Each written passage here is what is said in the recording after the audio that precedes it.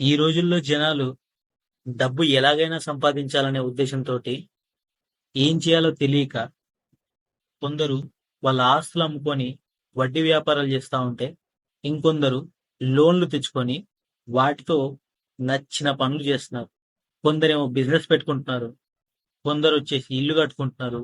కొందరేమో వాళ్ళకి కావాల్సిన కార్లు, బైకులు లాంటివి కొనుక్కుంటున్నారు. మరికొందరైతే క్రెడిట్ కార్డులు తీసుకొని చిన్న చిన్న ఆనందాల కోసం ఇష్టానుసారంగా ఇష్టం వచ్చినంత వడ్డీకి వాళ్ళకు నచ్చినంత డ్రా చేసుకొని మరీ ఖర్చు పెట్టుకుంటున్నారు. ఆ అప్పుల ఊబిలో పడిపోతున్నారు. సో, ఈరోజు మన టాపిక్‌లో ఆ అప్పుల్లో నుంచి బయటికి ఎలా రావాలి?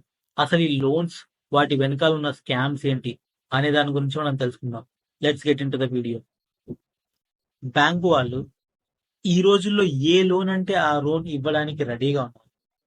పర్సనల్ లోన్ ఇస్తున్నారు, పేడే లోన్ ఇస్తున్నారు, వెహికల్ కి లోన్ ఇస్తున్నారు, మ్యారేజెస్ కి లోన్స్ ఇస్తున్నారు, స్టూడెంట్స్ కి లోన్ ఇస్తున్నారు, education loans and home loans ఇస్తున్నారు.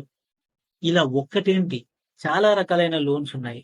సో ఈ లోన్స్ అనేవి మనకి తెలియకుండానే మనం ట్రాప్ లో పడిపోతున్నాం. ఫర్ ఎగ్జాంపుల్, హోమ్ లోనే తీసుకుందాం. ఒక హోమ్ లోన్ 20 నుంచి 30 లక్షలు తీసుకుంటే ఆల్మోస్ట్ 20 సంవత్సరాల టెన్యూర్ ఉంటుంది.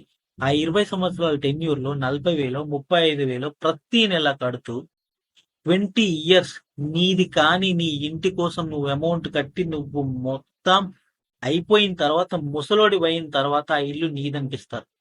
అలా ఉంటుంది. అప్పటికి కూడా నువ్వు కడతావనే గ్యారంటీ లేదు. వెహికల్ లోన్స్ వెహికల్ లోన్స్ లో టర్మ్స్ అండ్ కండిషన్స్ స్టార్టింగ్ లో ఒకలాగా ఉంటాయి. వన్స్ మనం వెహికల్ కొన్న తర్వాత, లోన్ తీసుకొని కొన్న తర్వాత, చాలా వాడిన తర్వాత సడన్ గా వాళ్ళకు ఒక టర్మ్ గుర్తుకొస్తుంది. ఆ టర్మ్స్ అండ్ కండిషన్స్ ప్రకారం ఈ అమౌంట్ పే చేయాలి, ఆ అమౌంట్ పే చేయాలి అని చెప్పేసి different different type of hidden charges and rate of interest అన్ని యాడ్ చేసి ఒక బర్డెన్ అనేది క్రియేట్ చేసి చివరాఖరికి ఆ వెహికల్ కూడా మనకి లేకుండా చేసే సిచ్యువేషన్ ని తీసుకొస్తారు ఈ వెహికల్ లోన్స్ లో.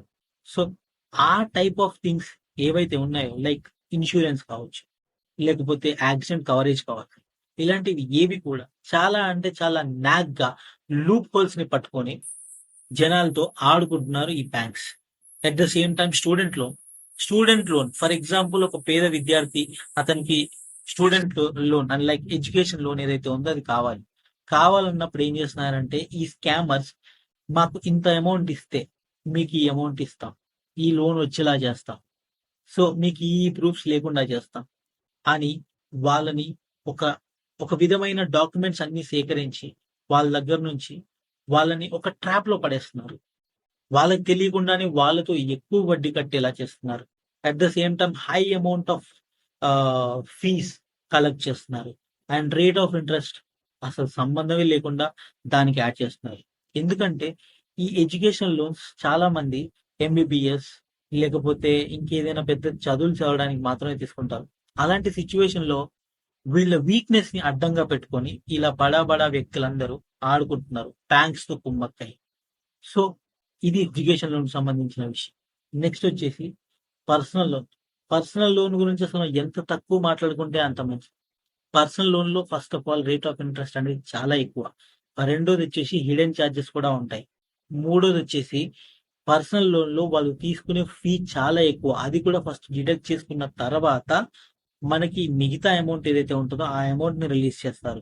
ఆ amount plus rate of interest high ఏదైతే ఉందో ఆ amount, at the same time ఆ వీళ్ళు ఫీజ్ గా తీసుకునే అమౌంట్, ఇవన్నిటికీ మనం ప్రతి నెల ఇంత చొప్పున కట్టాలి. మళ్ళీ దీన్ని టైం కూడా తక్కువే. 3 ఇయర్స్ 5 ఇయర్స్ మాత్రమే ఉంటుంది, అంతకంటే ఎక్కువగా ఉండదు. సో ఇదొక బర్డెన్.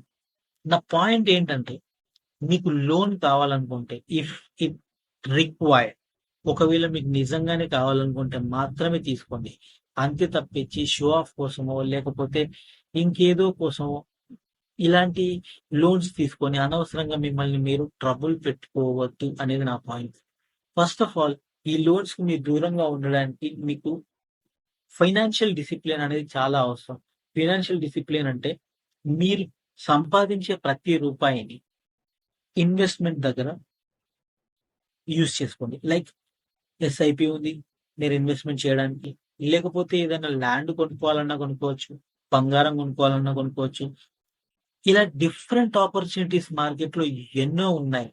లైక్ గవర్నమెంట్ బాండ్స్ ఉన్నాయి. లేకపోతే ఆహ్, సుకన్య సమృద్ధి యోజన లాంటి పథకాలు ఎన్నో ఉన్నాయి. ఇలా ఎల్ఐసి లాంటివి ఉన్నాయి. చాలా అంటే చాలా ఉన్నాయి. సో, వీటిలో మీరు ఇన్వెస్ట్‌మెంట్ చేస్తే అట్‌లీస్ట్ సమ్‌హౌ మీ అమౌంట్‌ని మీరు కాపాడుకున్న వాళ్ళవుతారు. అంతే తప్పించి ఇలా ఇష్టమొచ్చినంత లోన్ తీసుకొనొచ్చి దాన్ని మీ మెడకు చుట్టుకొని అది మీరు కట్టలేక ఫ్యామిలీని ఇబ్బంది పెట్టి మీరు రోడ్డు మీదకొచ్చి ఫ్యామిలీని రోడ్డు మీదకి తీసుకొనొచ్చి కట్టలేని సిట్యుయేషన్‌లో చాలా మంది సూసైడ్‌లు చేసుకున్న కథలు ఎన్నో ఉన్నాయి. డైరెక్ట్‌గా గాని, ఇండైరెక్ట్‌గా గాని ఇన్వాల్వ్ అవ్వద్దు. So, be careful.